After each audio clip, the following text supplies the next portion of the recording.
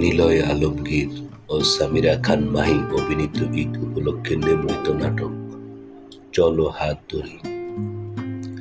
Romantic comedy ঘরানার নাটক, যা 2025 সালে ঈদে বাংলাদেশের ইউটিউব চ্যানেলে প্রকাশিত হয়েছে। এই নাটকে মূলত দুটি ভিন্ন স্বভাবের মানুষের মধ্যে সম্পর্কের সূচনা, দ্বন্দ্ব, সমঝোতার গল্প তুলে ধরা হয়েছে। নায়ক নায়িকার চরিত্রে থাকা দুই ব্যক্তি প্রথমে একে অপরের প্রতি বিরূপ মনোভাব পোষণ করলেও সময়ের সাথে সাথে তাদের মধ্যে বন্ধুত্ব ভালোবাসার সম্পর্ক গড়ে ওঠে।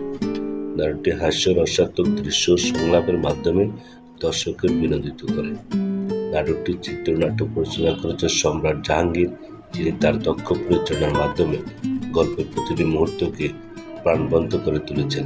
নিলয় আলমগীর ও সামিরা খান মাহির অভিনীত নাটকটির প্রাণ, যারা তাদের চরিত্র, জীবন ও অভিনয় দিয়ে দর্শকের মন জয় করেছেন।